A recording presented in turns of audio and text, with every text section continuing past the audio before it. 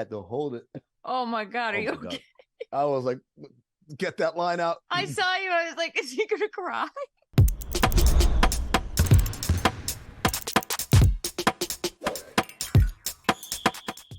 Welcome to Oddball. I'm Amin Elhassan. That's Charlotte Wilder. Say hello, Charlotte. Hello, Charlotte. Oh, I knew you'd do it. We've got a great show for you guys today. A little bit later, Tom Haberstroh stops by. We play another thrilling edition of So You Think You Know Me. This time our guest is the Iceman himself, George Gervin. But first, the headlines.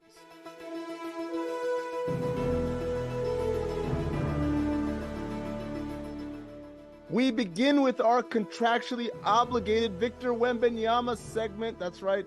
Every week we got to do a little bit about him. And I want everyone to be warned before we show this photo because what you're about to see is quite disturbing. This is Wembanyama going up to block that shot. That's right. Look where he is. Look where the shooter is. And I'm telling you that it ended with him blocking the shot. It simply should not be possible. Jayson Tatum made Celtics history as he became the youngest player to score 10,000 points for the franchise. That's special. That's cool, he said afterwards. I've just been blessed to be in a great franchise. I've had some great teammates, some great coaches that have contributed to helping me get 10,000 career points. In other news, I also have reached 10,000 career Boston points in the Dunkin' Donuts app. Not to be outdone, Joe Mazzulla said he's watched The Town 10,000 times. That's an ad-lib, folks. I came up with it on the spot. Really good. Thank you. At 25 years and 246 days old, Tatum is almost a year younger than the previous record holder, Antoine Walker. Antoine's record of 18,472 shimmies after a routine basketball play remains intact. That's a shimmy for you, folks. The Minnesota Timberwolves currently have the league's best defensive rating at 101.2 points allowed per 100 possessions. Rudy Gobert is number 1 in the league in individual defensive rating. You smell that, Charlotte?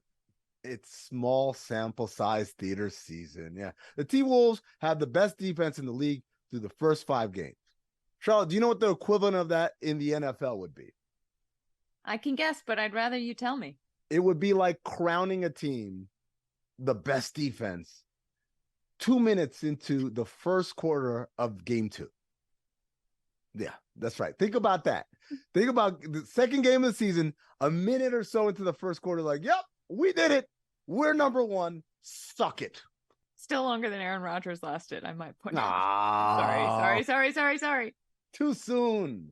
In other small sample size news, Damian Lillard is apparently playing the worst defense of his career as the Milwaukee Bucks defense has cratered down towards the bottom of the defensive rankings. Oh.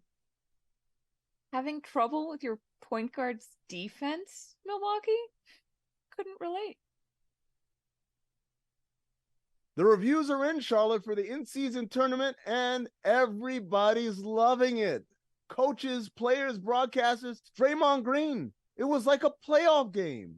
Job well done by the NBA. Wow, that's really nice of you, Draymond. Greg Popovich. It's exciting for everybody. All these guys are competitive. If you put something out there like this, it just adds to the competitiveness. And then you had Bones Highland. I'm not even gonna lie. I don't even know what's going on. I hate to say it, Amin, but I identify with Bones a little too strongly. How do you guys not understand this? It's a tournament. It's different from the regular season games, but it also counts towards the regular season record. And in the end, we're to crown somebody the champion of the in-season tournament, but that will have no bearing on the actual playoffs or the rest of the regular season. Simple. Straightforward. All right. The Denver Nuggets had to repaint the three-point line on their in-season tournament courts after it was discovered that the line's curvature was painted too far back. The Mavericks' Grant Williams said, I'm like, there's no way this is supposed to be this far. Everything was short.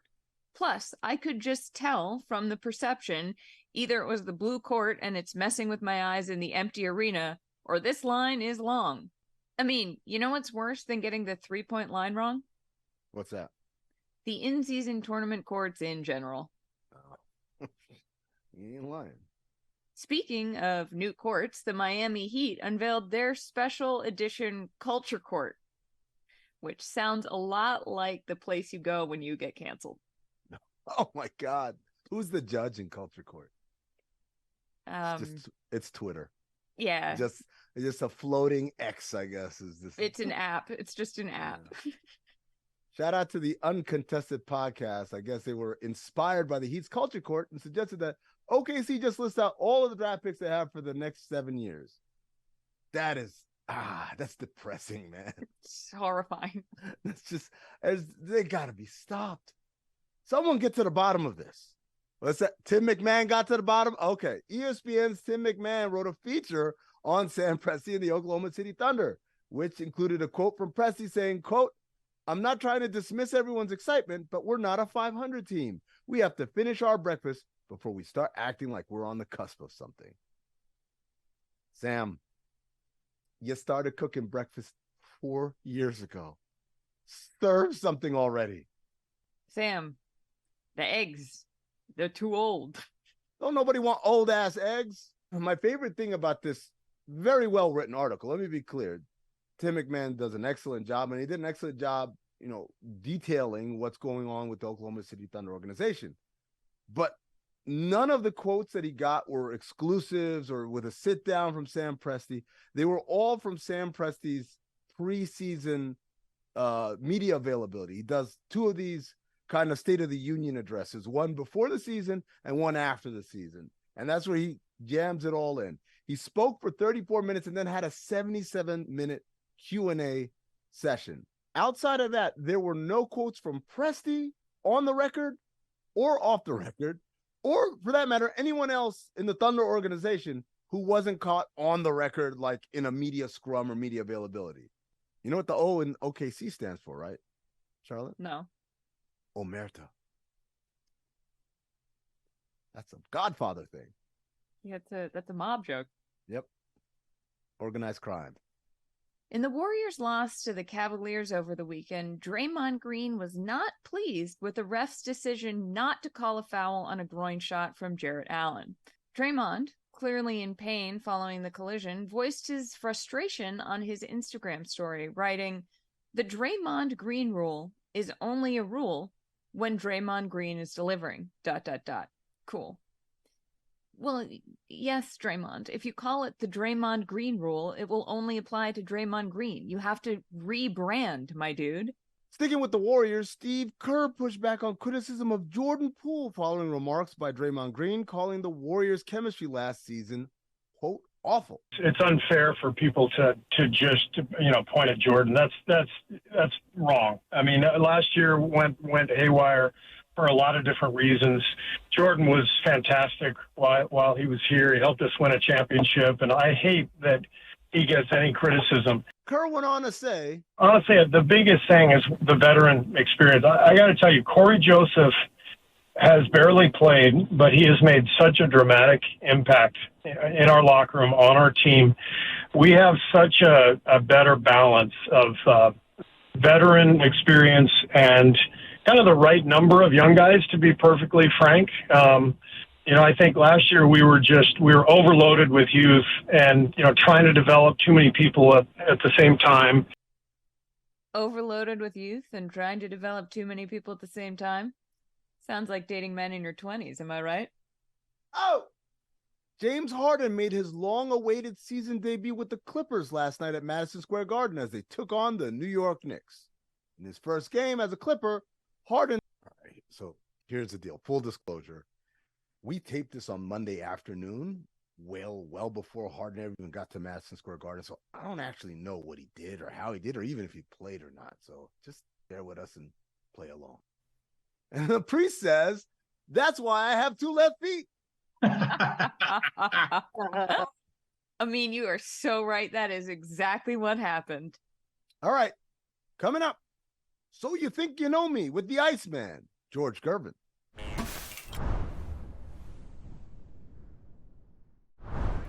You know what time it is. It's time whenever you see Tom's bald head down there, that means we're about to play So You Think You Know Me. Tom, take it away. All right, George, welcome to the hottest new game show on the internet where I quiz NBA legends about their own careers. You know, George, fans like to think of themselves as expert on their favorite players, but who knows players better than the players themselves? Am I right, George? Well, we'll see. All right, so the game is called So You Think You Know Me, and we just had LaMarcus Aldridge on, Isaiah Thomas, Carlos Boozer, and they just had an absolute blast with us. So, George, are you ready to play So You Think You Know Me? Yep, I'm ready. Let's do it. Okay, first question. Do you remember how many points you scored on Sunday, April 9th, 1978? Let's go ahead. 63 points. Yes! That's a softball question, man. That was, yeah, I know you gave me the easy one first. So tell the people why that day is so easy and why that was such a softball, a layup, if you will. Because that was when I got my first scoring title against David Thompson, and I was leading the league and scoring all the way to the last game, and me and David was neck and neck, and David scored 73 points in Detroit, and I needed 63. No, I needed 59. And he played, fortunately for me, he played in the afternoon.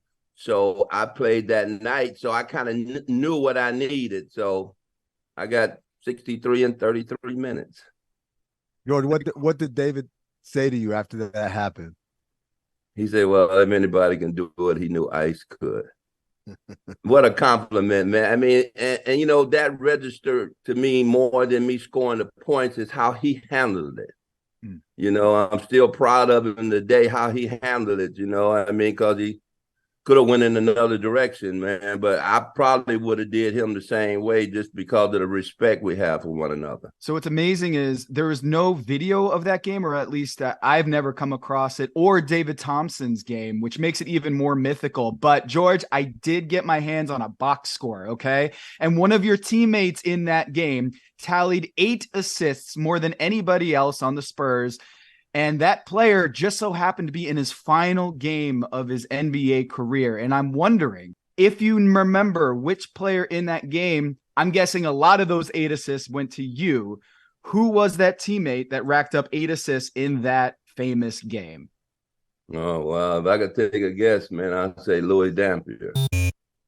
Not Louis Dampier, but that's okay. That's okay. You play with a lot of great players in your career. Does Mo Layton ring a bell? Oh, yeah, Mo Layton. Left hand Mo.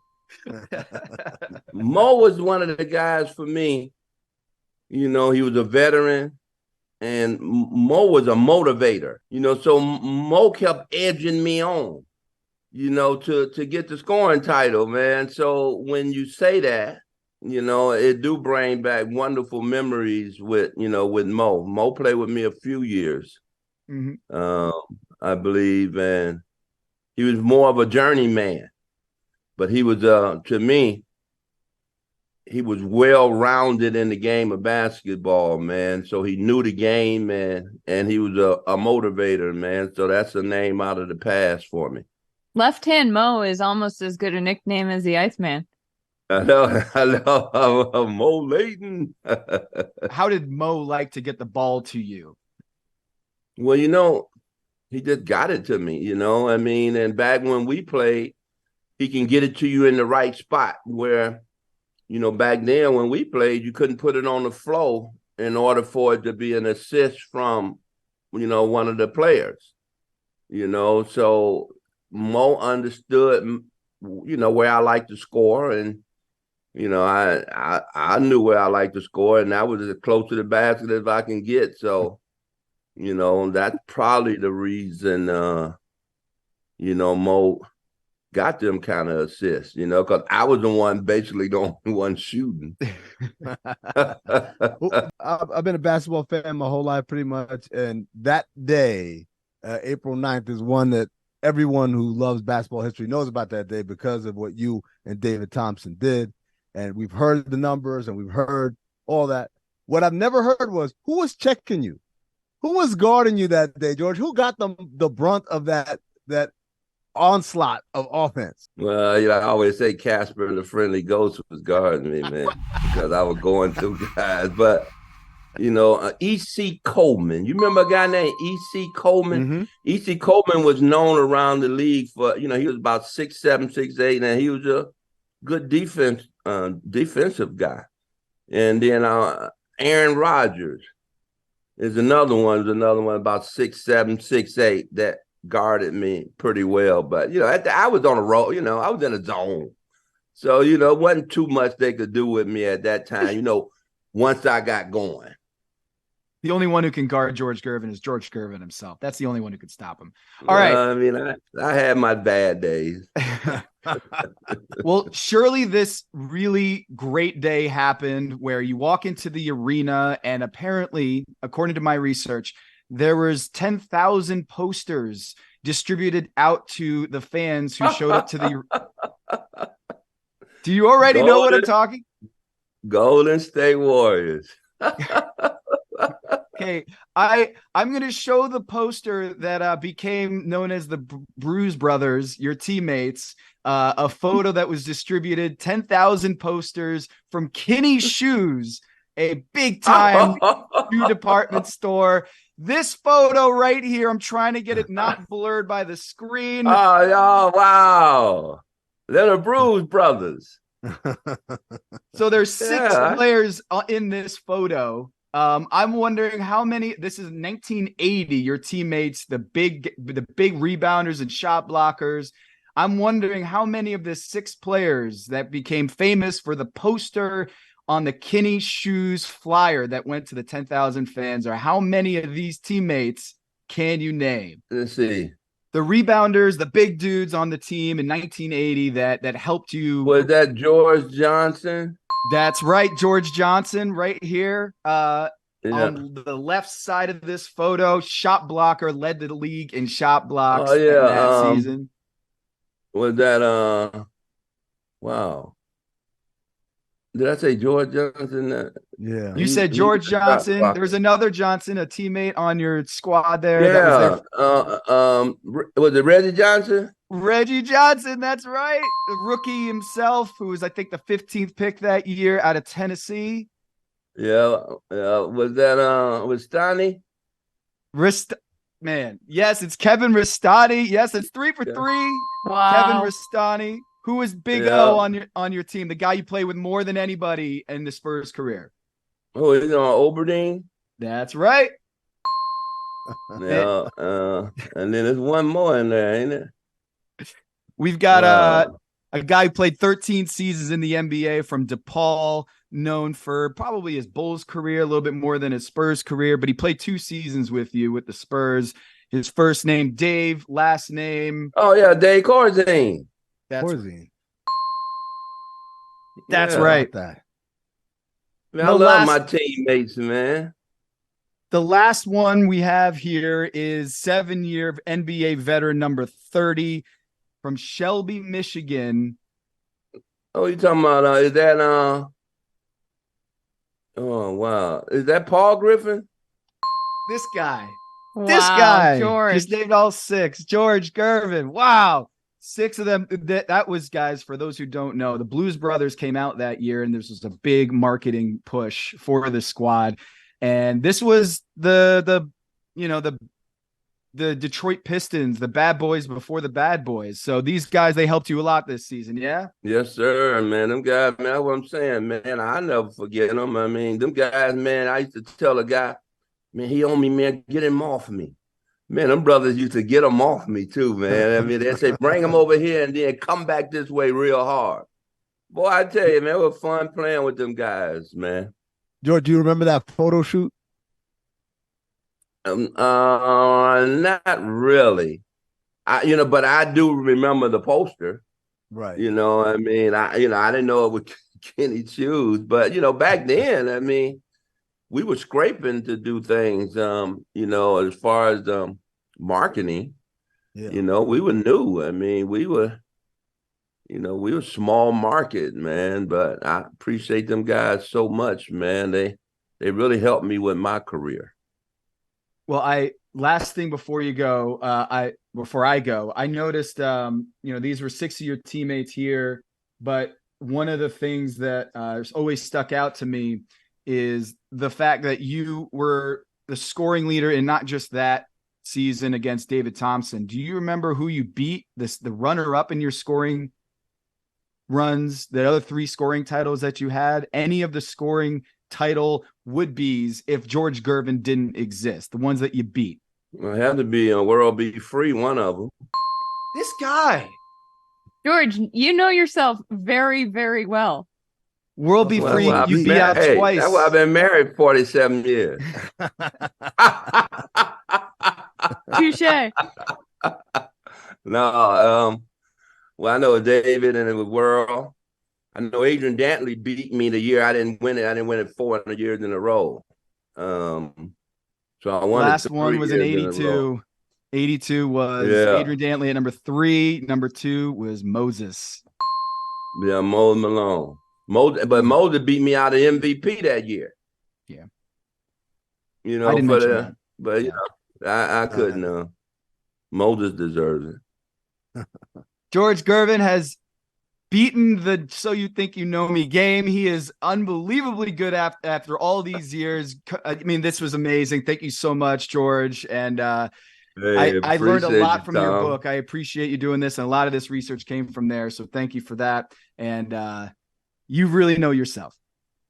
Hey, thanks, Tom. Appreciate you, man. Charlotte, you get anything in the mail?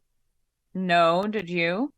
I did not. A lot of my friends got a nice little care package from the league, I guess, to get them hyped for the in-season tournament. And NBA, I'm a little offended. I have some thoughts, Amin, which is, as you'll see behind me, the Denver Nuggets in-season tournament court, 5280, 5,280, Mile High City. They're that many feet in a mile. Even I know that. I think every court actually should be required to put how far above sea level they are. I think we should have that everywhere. I'll be honest with you, the courts notwithstanding, I really did enjoy the basketball. I thought their effort level was increased. I thought teams were trying hard. I thought the crowds were excellent. I wasn't ready to start into in-season tournament when the season itself was only a couple weeks old, but I get it because the inventory that they're trying to package and gussy up and sell is the stuff that traditionally has been their weakest part, which is everything from now until Christmas.